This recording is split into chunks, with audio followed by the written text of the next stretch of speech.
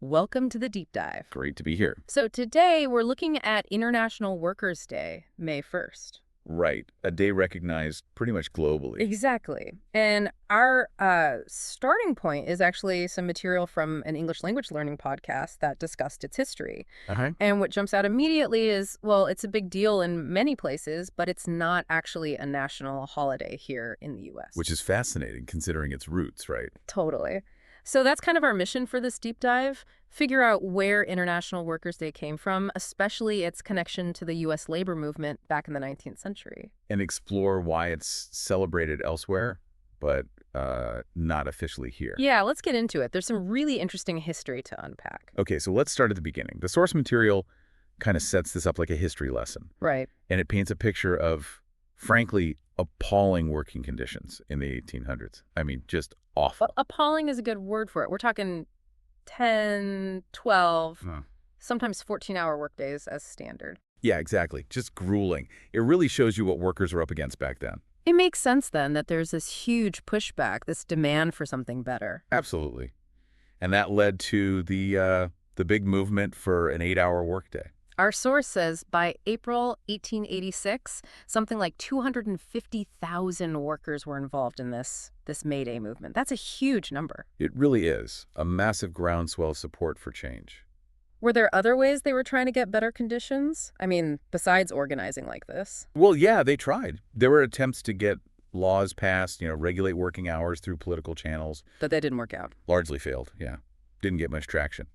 So that lack of progress through, let's say, normal Makes them feel like they had to take more extreme steps. Exactly. The source uses the phrase drastic measures. Labor organizers felt pushed into a corner. And that leads to this big declaration, right? It does. A resolution stating that, effective May 1st, 1886, 8 hours would constitute a legal day's work. Wow. So that's the moment. That's the line in the sand for the 8-hour day. It gives you that aha feeling. It really does. It's easy now to just assume the 8-hour day always existed, but no, it came out of this intense struggle. But it wasn't smooth sailing from there. Not at all. As the source says, it came at a high price. Okay. And this is where things take a darker turn. Yeah. The events of May 3rd, 1886, the McCormack Reaper Works factory. Right. Police fired into a crowd of strikers. People were killed. 4 people killed, many more injured, according to the source. Just tragic and brutal. Brutal is the right word. The source calls it police brutality. And that act then directly sparked more protest. They called a mass meeting for the next day, right, to protest what happened. Exactly. To protest the violence. It shows how quickly things could escalate, how one event could just pour fuel on the fire. And then our source kind of just says, the rest is history. Yeah, a bit abrupt. It leaves you wanting more details about that specific meeting. But it's clear those few days in May 1886 were absolutely pivotal. They really cemented May 1st in the history of the labor movement. No doubt. And it brings us back to that initial question. Why the different approaches today? Why isn't it a holiday here if it started here? Exactly. The source gives a couple of examples from other countries. It does. Canada, for instance. They have Labor Day, but it's in September. Right. First weekend in September. And the potential reason given is maybe they didn't want 2 holidays close together in May. They have Victoria Day later in May. Okay. Sort of a logistical reason, maybe? Perhaps. But then you look at Ecuador. Right. The source mentions Ecuador celebrates International Workers' Day on May 1st, and it is a national holiday. Yeah, and interestingly, they also have another national holiday in May for the Battle of Pichincha. Ah, so having 2 holidays in May isn't an issue there. Doesn't seem to be. Which suggests the Canadian reasoning might be, well, maybe not the whole story, or at least not universal. It points to something deeper, maybe. Cultural choices. Could be. The source also notes this cool tradition in Ecuador, where companies often do something special for workers on May 1st. Oh, really? That really underlines its significance there. It does. It shows it's not just a day off, it's actively commemorated. It really highlights how these decisions reflect, national history and values around labor. It really makes you pause and think about how different places honor work and workers' history, which leads us to maybe ask our listeners, what happens in your country? Is May 1st a big deal? Or do you have a different day? We'd genuinely be interested to know. Yeah, definitely. And, thinking about the language used in the source material during this historical part, It's quite revealing, too. How so? Well, like when it talks about the genesis of the legal discussions around working hours. Genesis, meaning the origin, the very start. Exactly. It sounds quite formal, emphasizing that this was the beginning of something really fundamental in law. And then the word appalling to describe the conditions. Yeah, that really hits home, doesn't it? Yeah. It's not just bad, it's shockingly, horribly bad. You feel the outrage. Definitely. And then there's hostility. Right, the hostility the movement faced. It points to that unfriendly, even aggressive pushback, particularly from authorities like the police.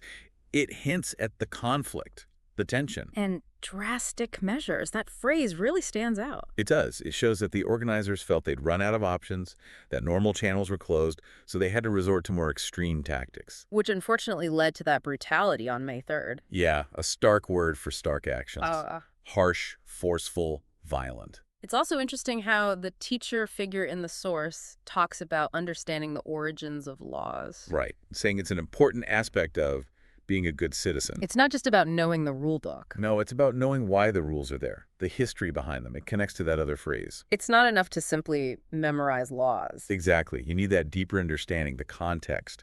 And one last one, that phrase would constitute in the resolution. 8 hours would constitute a legal day's work. Yeah, that's looking forward from that point in 1886, declaring what the future standard would be.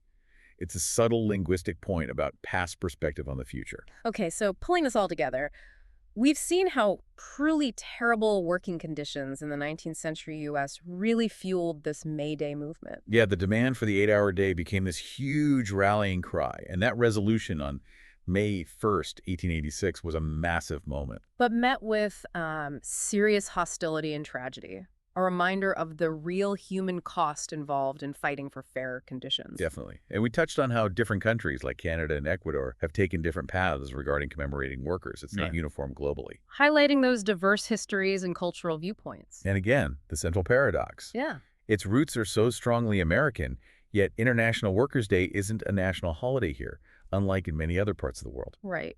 Which leaves us with a final thought, perhaps. No. Well, thinking about that historical struggle, for basic rights like the 8-hour day, what are the workers' rights battles today? Good question.